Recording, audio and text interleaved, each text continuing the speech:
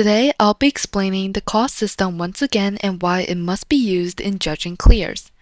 I'll also be addressing every counter-argument to the system, because you have no idea how many ignorant people try to discredit it. So stay tuned until the end.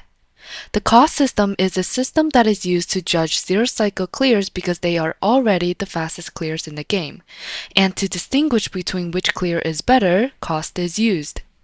As to what a cost is, it's limited 5 stars, whether it's an LC or a character.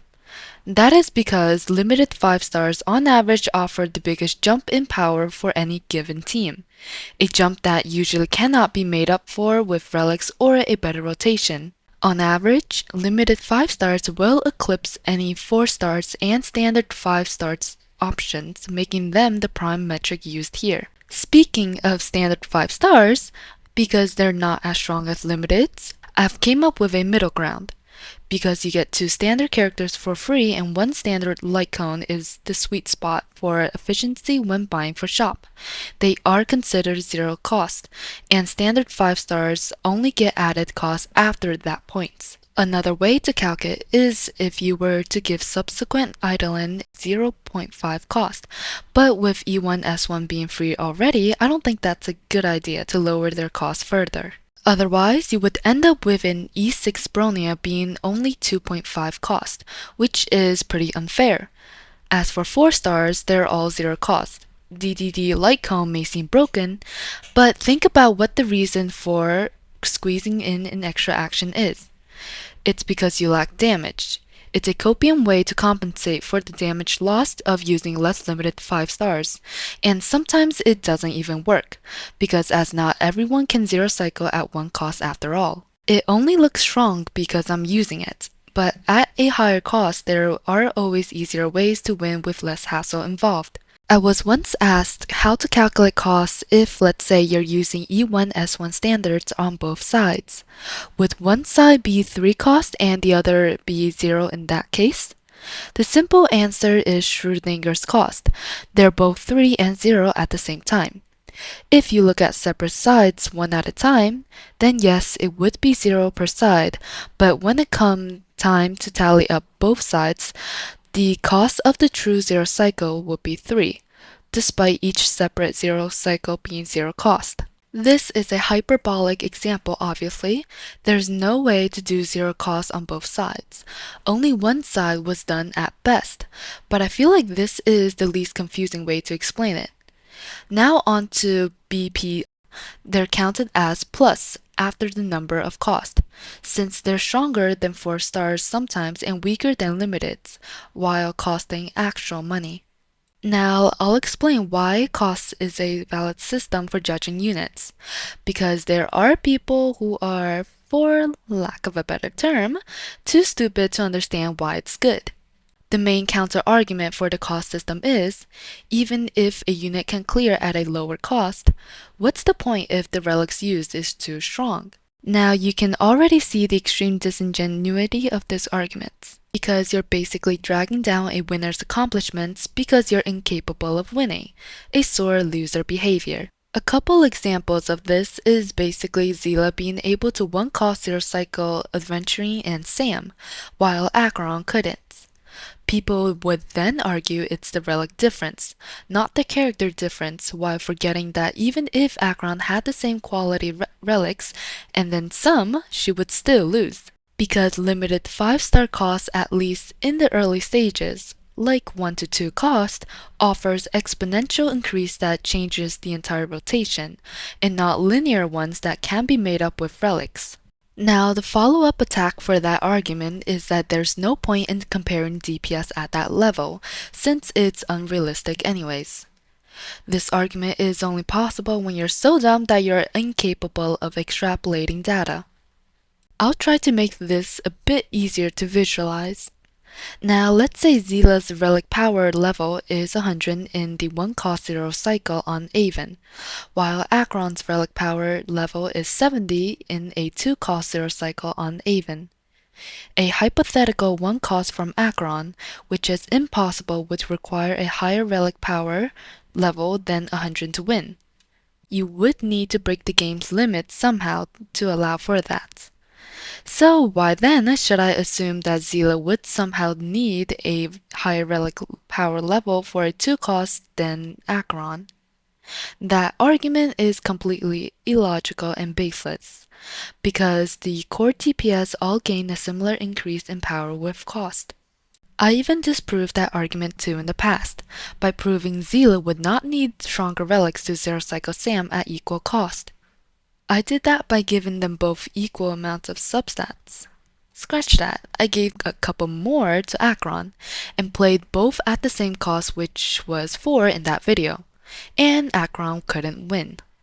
People complained then that I was using a 2 Harmony team without E2 Acheron in the clear, and that it was unfair to Acheron. What they failed to realize is I was using the anti-Sam strategy, which is stronger than 2 Nihility on Sam even without the Trace buff. And even if I swap out 2 Sparkle Idolins and gave Acheron her E2, she would still lose. Why, you ask? Because Acheron's multiplier is going from 115% to 160% is only a 1.39 times increase, while the 2 Sparkle Idolins give a total of over a 1.41 times increase. So not only would she still lose, she would do even less damage with that Idolin distribution. The 41% increase from Sparkle Idolin can be affected by Acheron attack stat and Death Shred, but considering Acheron had dogshit relics, hence the dogshit attack with lower diminishing returns, and there's a payload with pearls on that team, it might be even higher than 41%. All in all, since Zila won and Acheron lost while having equal cost and equal relics, I have completely debunked the cost system haters' main arguments. Now, this test only works for crit DPS against crit DPS. For break and DOT, there's no need. We all know in terms of floor, break is highest while crit is lowest, and in terms of ceiling crit is highest while break is lowest. So comparing relic investment clear with break DPS is a fool's errand and proves nothing, because crit DPS will outscale break at around 30 effective substats or less. Considering each break effect substat gives decimals of increase, while crit gives at least 1 to 2%. Not to mention the oversaturation in BE percents, while crit DPS can use 3 different stats, with crit rates, crit damage, and attack. That's also why relic investment cannot be used in terms to judge a clear. It's a joke compared to the cost system, because we already know crit scales better. The only way to use it is comparing crit to crit, which I've demonstrated, and the results will still be the same as the cost system. Now that I've tackled the relic issue, the other argument cost system deniers use is that even if you can prove a DPS is the best at low cost, it doesn't mean they'll stay the best at high cost. Cost increases yield different results, so a weaker DPS at low cost can catch up. That is completely wrong.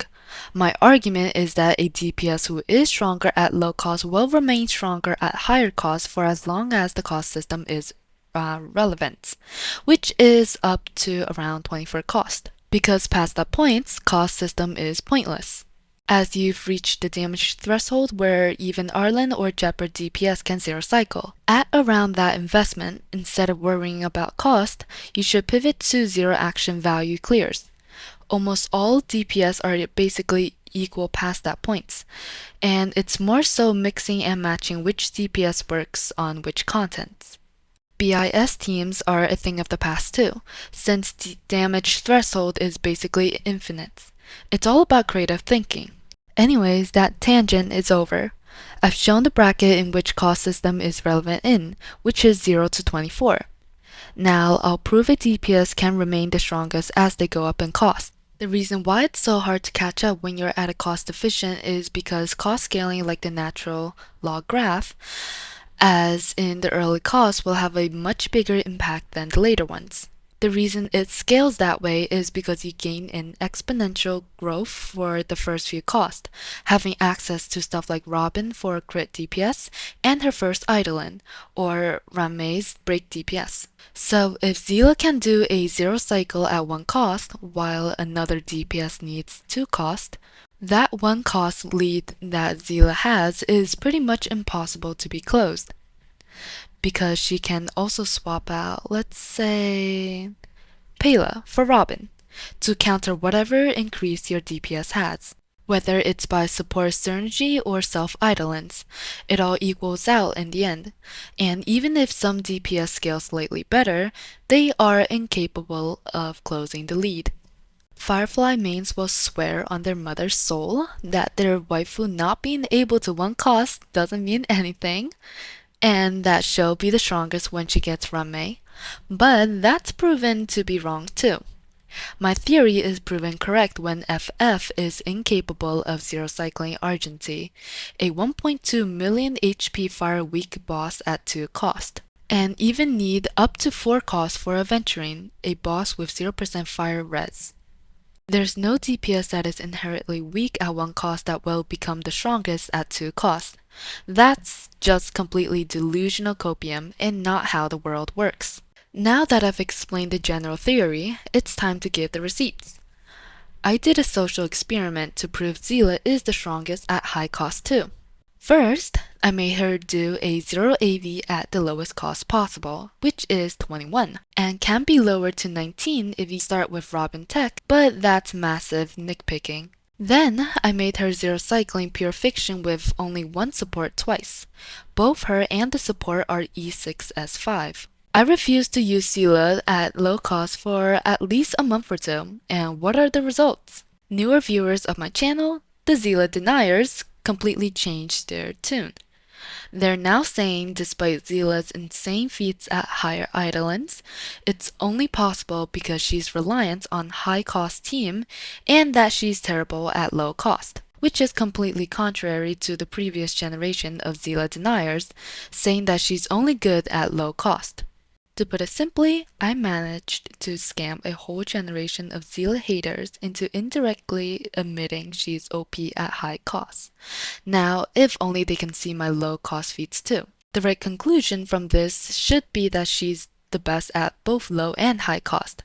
They're not mutually exclusive. That's basically the two main arguments against my system, and they have both been debunked.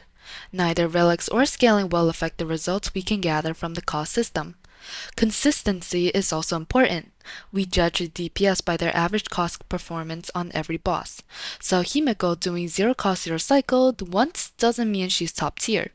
One last thing I want to say is, it's not like I can't make relatable relics showcase with average cost. I just don't want to, because cost increase is way stronger than relics on average, so lowest cost with unrelatable relic is a much harder run to do.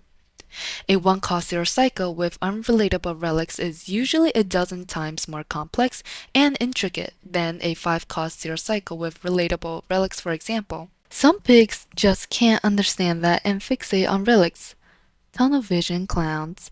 If you watched the video, you know why this system is the best way to judge DPS too. I've literally explained everything from how to calculate, why I chose the system, and why it's completely valid. If you still don't understand, you can ask away in the comment section. Enjoy the rest of your day, and I'll see you in the next one.